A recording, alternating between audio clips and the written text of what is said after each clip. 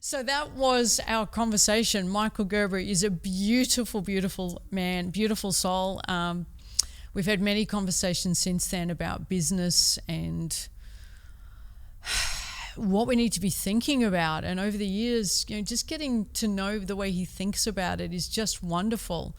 Now, in parallel to Michael doing what he does, I was building my business. So I wanted to just talk directly to you about, for those of you who are in business or you work in a business, what the thinking's been behind building one of my businesses, which is the one that's probably the most well-known, which is the Coaching Institute, and how it's been in parallel with the E-Myth and some of the models and messages that Michael shares. So if you're into thinking sustainably, scalably, replicably about your business, and you know that staying in the practitioner zone, the technician zone, is probably going to run out of road. Certainly if you go on holiday, so does your income. If you want to take a break, so does the money. If you realize that there is an inherent flaw in that model, then stick around. I'm going to share with you just some of the ways I applied the E-Myth as I built the Coaching Institute. So I started out as a coach, same as literally hundreds of thousands of other people around the world, just started selling my time for money. So I would sell an hour's session for a fee. And I think when I first started, it was $100 per hour. And I would acquire a client. And in the beginning, they didn't stay too much because I really wasn't very good. That's a very good reason for them not to stay. Then they began to stay a little bit more. They started perceiving a lot more value in what I was doing, which is great. And as my skills grew and my experience grew, the number of clients that wanted to stay with me began to grow. And in a very short period of time, I had a very full list of clients. I think I had moved my fees. It's very difficult for me to remember 18 years ago, but probably around $250 to $400 an hour. Again, still an hourly rate for my time. And it was very bespoke. So it was very much, as coaches know, and a jeweler would be in the same position. This is very unique conversation. So you focus on what the client wants to achieve. You tailor make your coaching and what you bring to it based on the client's preferences and where they want to head and what they're wanting to attain from an experience in the coaching journey and the coaching initiative. So it's all very one-off. And of course, as I'm doing it, I can't record the sessions because of very clear confidentiality guidelines, which makes perfect sense. So there was no replicability there. There was no scalability. I couldn't take the hours coaching and share with the world what happened there and use it as a teaching moment because my clients were private clients having their journeys. Well, I did record the sessions and I'd make sure my client got the session notes and the recordings for themselves. And as my fees went up and as I started working with more business coaching clients and leaders in different industries, and my fees were around $400 to $550, I can't really remember now, they began to get a recording and they'd get keynotes from the session. So I'd go through the recording, make sure I got the keynotes, or I'd take them and I'd reflect back to them the key, not just key outcomes and commitments, but key messages in terms of who they're being and what to maybe reflect on as they go about their day and bring some mindfulness to it. So I began to systemize for each client. But still, there was no replicability there. If I stopped doing the coaching, as Michael Gerber says, if I stop doing the doing, everything stops. The whole thing is gone. It doesn't exist anymore.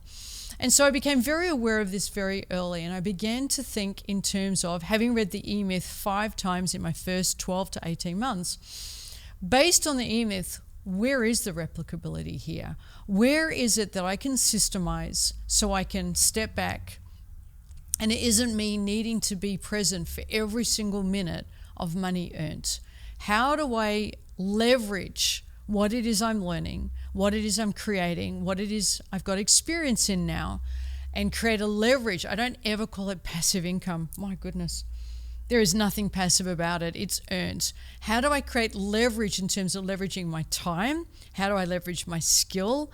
How do I leverage my testimonials and success stories? How do I leverage my passion? How do I leverage my ability to seem to learn this in a quite a delightful and playful way? How do I leverage my style, as in my style of coaching? All of those questions began to be my priorities. So instead of thinking, how do I get my next client, my focus a lot of the time was, how do I leverage all the criteria I've just listed? And instead of scrambling for the next client, I would think in terms of, my next client is, how can I leverage that? So it became about the success story, the testimonial, the referral. It always became the stepping stone for some form of leverage. So I started building my leverage muscle, if you like, because I was really comfortable. I was earning more money than I'd ever earned in my life. I was learning so much. I love working with my clients, and everything I was learning was beautiful and just went to the heart of what I believed I was here to do. So it wasn't like I've just got to dump all my clients and never work again for time for money, and as long as I can just make money out of what, it wasn't ever like that. It was just, this is beautiful, but this is not sustainable. And I knew it wasn't sustainable. I was about 18 months into my journey, or probably a little less. I had 50 clients, I think it was just under that I was working with over a period of a month, some weekly, some fortnightly, some monthly. I had 50 clients on the waiting list who had paid in upfront, many of them in full. I remember one day taking $50,000, so $10,000 in deposits from 5 new clients, all knowing I couldn't work with them for another 3 to 4 months. And great that they're coming, and I've leveraged my skill, and I'm feeling uncomfortable because I can see the flaw. I'm leveraging my skill, I'm leveraging my experience, I'm leveraging my success stories, and it created more work, more of me needing to do. So I was becoming more entrenched in what I was doing, more committed to what I was doing, because I had clients on a wait list going for months. And the more I leveraged what I was great at, the more success stories, the more testimonials, and the more better I got at leveraging marketing, the greater the wait list. And so I was literally perpetuating me having to sell my time for money. And I was just chasing constantly every single day, back-to-back client sessions. And the problem with that, I realized, and probably you already have, is if you've got back-to-back coaching sessions, where do you work on the business? So I had worked on creating more of that, but that in itself, that solution, so to become very successful and economically incredibly successful in that space, was creating its own problem. It was creating a new problem in that I was getting very time poor. Money was going up, time was going down. Whereas when I began, time was up, money was down. Now it completely reversed. And so there was always a rush every day, a scramble to see all the clients, to try to do the marketing, to take care of the administration, take care of the finance, which I was terrible at the time. There was this constant chasing. So my success became my number one problem. That's how I view it as I look back on it. And I think I saw that at the time as well, but it was wonderful, and it was great working with so many clients, and I loved every minute of them. And I just remember one Friday afternoon, I'd done back-to-back clients for a solid week. It was Friday afternoon, my last coaching session, and for the first time ever, I remember zoning out of being fully present for my client. I still kind of feel guilty about this. I remember zoning out and actually having a thought, this isn't sustainable. I literally thought about myself in the midst of a coaching session, whereas right up until then, for over a year, if I'm in a coaching session, it's all about the client, and I just fade away. And here I was having a moment where it's about me, and that was really disconcerting for me, and it was quite unsettling. I didn't do anything about it in the session, of course, but over the weekend, it was a lot to process that I had. It was like being at warp speed. If anybody knows Star Trek, or whatever it is, you're going at warp speed, and then you drop out of warp. Coaching to me is warp speed. It's this beautiful otherness. It's this other dimension, and I fell out of it into regular dimension, and I felt the ickiness, and I can feel it now. So I thought, that's feedback. I need to really think about what it is I'm going to commit to moving forward. I've now learned I have a skill around this. I have experience around this now. I have many, many referrals, many people who love the message, who are enjoying my style. So unless I continue to experience the same problem and maybe more moments falling out of phase, I need to really think about what it is I think working on the business is.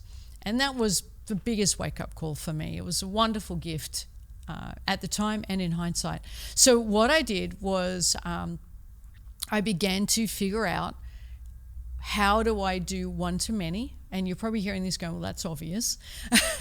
It wasn't obvious for me at the time. So I started figuring out one-to-many, and I started figuring out, this is all pre-Zoom, Skype, any of this. It literally was trying to work out how to do a recording. Cameras were ridiculously expensive. There was no iPhone camera, none of the technologies that we take for granted for today. So it really was becoming a technical issue, solving one-to-many.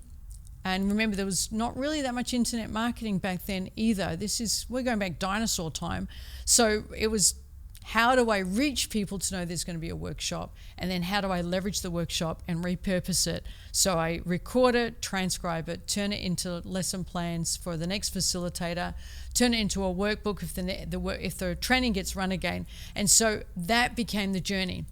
Parallel to that, I began to leverage my skill as a coach and as a networker and marketer, and I was bringing in some quite large gigs, and I began to put together a coaching agency. So that was my second attempt at leveraging. So I began to have an agency of coaches. I think at the peak we had 30 coaches, and I was earning 25% commission off every hour of coaching I was able to give them, which is really good deal because the coach doesn't have to do any marketing. All they had to do was qualify I had about 12 criteria for a coach to qualify to be part of my agency. I could refer them to the work as long as there was a match for the client. They didn't have to market. They said to show up and start coaching. So that was tremendous. And that had about, as I said, 30 coaches peak, and I earned tremendous money from that. And that was really learning the power of leverage, because that was me leveraging skills other than time for money. So I had an agency of coaches around the world, mainly in Australia, who were doing the do, and I was coordinating it. I was managing the contracts, I was managing the website, I was managing them getting matched to clients. The third version of this that I began to think about, play with, and utilize was building a product. So I built it's not even on the market anymore, which I think may be a good thing, but it's called Empower.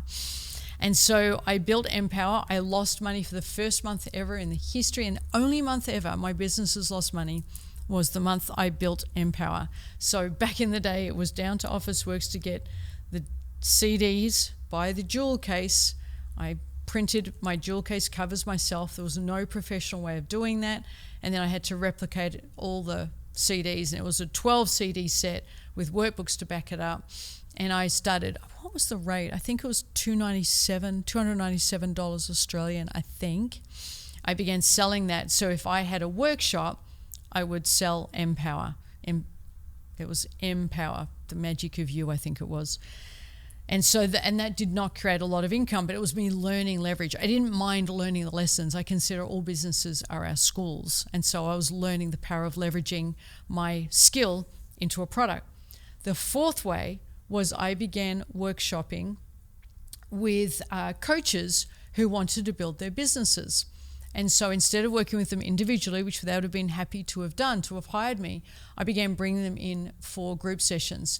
And now I reflect, there were two types of sessions. One was how to build your business, which I helped them with. Another one was coaching skills. There wasn't much coach training in Australia at that time, and I filled that gap. And again, I recorded it. I didn't turn that into a product for whatever reason, but I began recording it. So I had all these different ways of thinking about leveraging. This is in reflection, me learning the skill of leverage. And I began to create this rule. For every hour in, I had to work an hour on my business. And so I began to balance my coaching hours, which now the fees were quite high. An hour of coaching required an hour of working on my business. And it could be building a product, working on the agency, taking the agency, I think we went into the United States a little bit as well with it, how to leverage workshops and repurpose them.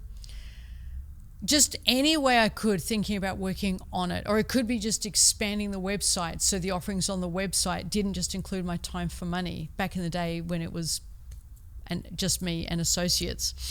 So that's how it first began to transition away from me. And so my coaching hours came down a little bit as I began plugging into doing workshops for some global companies, which was great. Tremendous opportunity to learn workshopping skills. Now, as I did that, that immediately presented itself to me what I needed to teach myself. So I went immediately and did the most advanced speaker training I could find. I did the most advanced coaching training I could find. I trained in NLP. I started getting trained in family therapy systems. It's just everywhere I went, it was about, okay, the skill really is the ultimate leverage. The skill and the experience as a coach is the ultimate. You put the time in, you build your skill and your experience, and you get the testimonials. That forms really the platform from which everything else can launch. So I just began investing more and more in this so that this could get replicated in many more ways. That's how I looked at it. So as I said, speaker training as much as I could, NLP, family therapy, advanced coaching, business skills. I did anything I could do. I trained my brain, realizing the ultimate leverage was here, the real estate between my ears. As a result of that, I began to get more efficient and effective at filling workshops and at running them and at having people want to come back and at repurposing them. And so that began to expand. The agency began to drop away. Empower definitely dropped away. Me working out how to record the sessions dropped away, and the other leverage points dropped away, but me teaching coaches clearly became a passion of mine. Me teaching coaching very clearly was my song, very naturally. So I trusted that, and I didn't, I wasn't thinking I'd make more money in, for example, business coaching, which I would. I thought, but that's my passion, and that's clearly there's a market there, and if I can leverage myself, then I can fill that space in the market. And so that began to flourish. That's where I began to put my energy, my time, and my working on the business into, which became thecoachinginstitute.com.au. We're going to be moving that. I think we're going to keep the Coaching Institute, and we're also going to move to the internationalcoachinginstitute.com, so ICI. But I don't know if they're both going to go in parallel, but the ICI is going to be the next iteration or the next version of even more leverage. But anyway, let's stay with this. So the Coaching Institute came about. So I moved from, back in the day, it was SharonPearsonAssociates.com.au. Then it became thecoachinginstitute.com.au, because I realized if I kept my name, and I know my name's changed to Remy Pearson, but back then it was Sharon Pearson, that if I kept that name, then it was always going to be me they were wanting to hire. And it was constantly going to have to be bespoke and very tailor-made and very special to each client, which beautiful for the client, but very, very limiting in terms of my time and what I wanted to do. So the Coaching Institute resolved the name problem, because now clients are getting the Coaching Institute, which is no longer a promise of me personally, but a promise of what I've produced. And so within that, I built programs. I had a leadership program that I sold into a number of companies. I still ran it. I never quite replaced myself or learned how to in that area, which is a shame. I'd like to have done that. I ran NLP trainings. Then I did replace myself in the NLP trainings, which was fantastic for a while. What else? There was personal development in there. And then always what remained was me teaching coaches. And that began to flourish very clearly. So all this other stuff was going on. I think I would have made easily $1 million profit in the year that this was happening, which was tremendous from when I began, when I was making $0. So I had that happening, but I was just getting so much more mindful and connected to how was the dollar produced. Who was responsible for producing the dollar? That became so important. And so what I began to do, so I developed at the Coaching Institute 3 different programs. So if you're a coach, you develop 3 different programs. You don't have to teach coaches. You can teach any group in the community.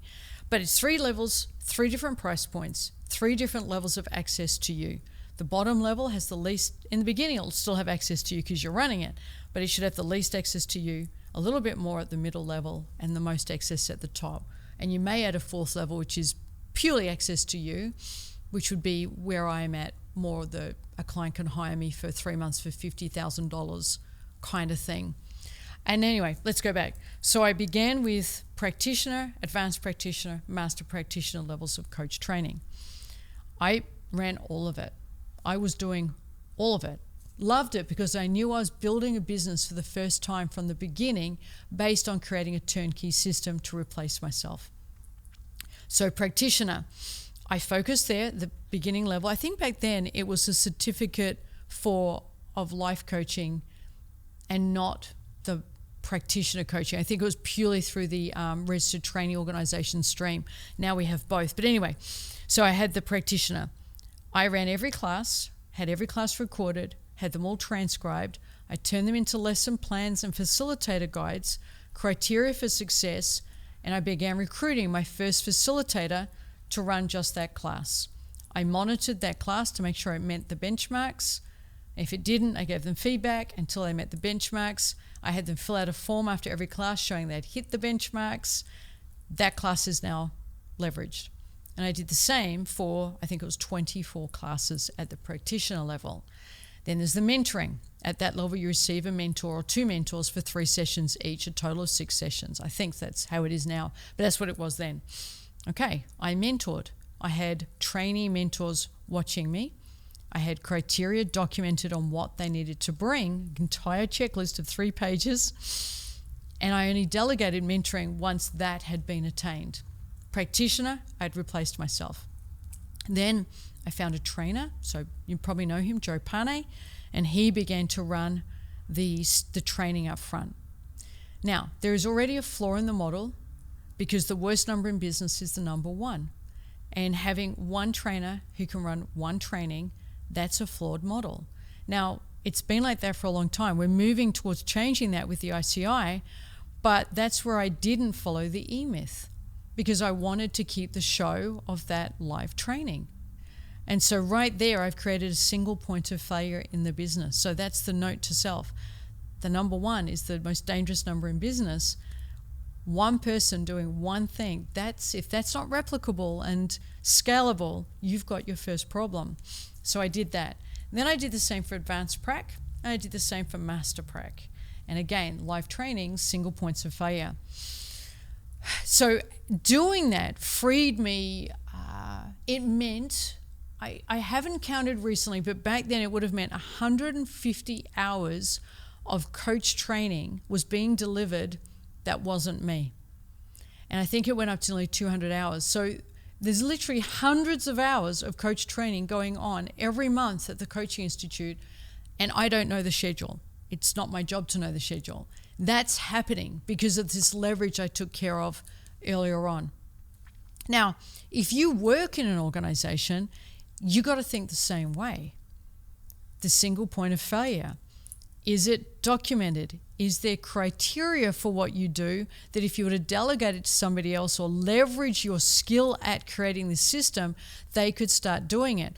Or have you got the situation where you're beautiful at what you do, skilled at what you do, but if the organization or you were empowered to hire someone else to do it with you because the workload's grown, is it systemized? Could they come in and now benefit from how you've replicated yourself? Or are you going to have to spend hours and hours and hours and hours not leveraging your time, trying to do your own function and teach them everything from scratch because you did not document? That's on you. That's the power of this. So if you leverage well, you can move forward in the organization. If you don't think in terms of leverage, how do you move forward? Because the moment you move forward, say you get promoted into a different role or a more senior position, but you haven't leveraged your skill and experience into systems, that person's going to be dropped in, have no idea how to succeed, and you can't succeed at managing them because you're going to spend your whole time doing it for them, correcting them, having to explain it to them. It's this Chinese whispers mess that I see too many times, and none of it is necessary. So I encourage wherever you're at, whatever you're doing, think in terms of your skill being leveraged into a system. And don't design it for your personality. Don't design it for your flair. Don't design it because it suits you. Design it for the next person who's going to need to step in and do it as well as you and replicate those results. That's the key mission.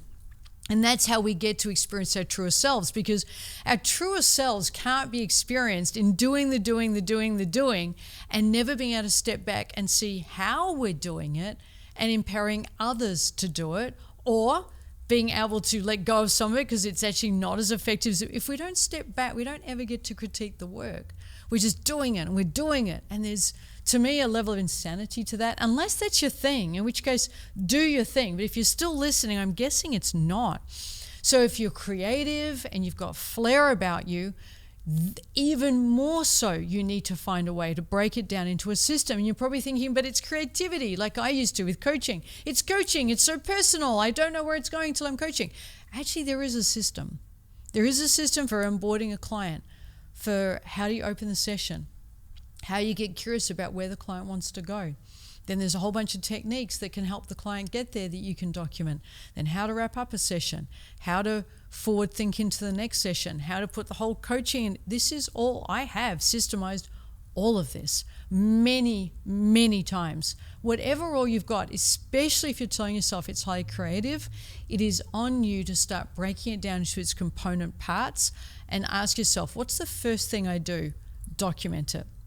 What's the second thing I do? Document it. In the beginning, you might just have 3 to 5 or 7 big steps, but then start filling out those steps in more detail. You might just have step 1, walk into the room. Step 2, appraise the layout of the room. If you're doing interior design. Step 3, think about color. I don't really know, but let's say it's that. But then under each of those headings, those categories, you start filling it in with more and more detail. You've just created your very first leveraged system. So then when you bring on board another interior designer, they are going to follow this system. And so it becomes not the Remy Pearson system for interior design. I don't have one, trust me. It becomes the whatever unique name you give that system. And that system becomes replicable. I have a beautiful masseur who comes to my home. I won't name her because I don't want, what she's about to do is very personal to her. But I did some business coaching while I was getting massage. And it's easy to think a masseur is very personal and it can't be replicated, but we worked out there are things that can be replicated. Then we went through what would that replication process look like, and then who would you onboard to trust with having a go at your system. And immediately as a result of that, my masseur worked out her income would double within 6 months, just by taking care of that leveraged moment. So whatever role you've got, I would question and start thinking about, well, don't do the easy thing. I couldn't possibly leverage. Where could you leverage? What can you leverage? In your home, I leverage my wardrobe. My wardrobe is done by color, length, and design. The whole thing when I go in is literally a system so I know where to pull the coordinates from. The whole thing. My kitchen is so small, but it's exactly the same. It's done by, if someone needs to get to breakfast, it needs to be easy to reach, not too much effort because it's the morning. If you're making tea, it needs to be around that station so it's ease of, just the whole thing. Think through in terms of systems and then bring the same to your role. Now, as a result of doing that, now I'm thinking of going the next level with ICI, internationalcoachinginstitute.com. And we haven't launched it yet, but where we're heading is removing all of the single points of failure and really focusing on mentors and facilitators. So it's a tremendous opportunity for great coaches if they want to get involved, because we're going to be focusing on the mentors and facilitators who are going to bring to life this fully systemized way of transforming people from I want to be a coach to being extraordinary coaches. So that's how I brought to life E-Myth Revisited. Thank you, Mr. Gerber. Very grateful. There is always another level. I know that, and that's wonderful. I own a number of businesses that to different degrees have been, I call Gerberized. So I own a car wash, definitely, that has had the E-Myth put across it. It's very, very systemized. It is very replicable. There's a couple other businesses to different extents where this has occurred. And it makes all the difference because everything then becomes more predictable. Income becomes predictable, which is a gift if you're in business. You'd know this. Where the results are going to come from becomes predictable. We get very good at certain skills and we don't have to get good at everything. That's a wonderful gift to give ourselves. And as we specialize and get very skilled in this one specialty, we get easier, it becomes easier to market, and it's easier for people to find us because that's what we're known for. So all these other things that I started working on began to drop away because this is our core. We teach people how to become transformational coaches. And that all began 18 years ago. So I hope this has given you a case study or an example of how to think about the E-myth and the other works of Michael Gerber.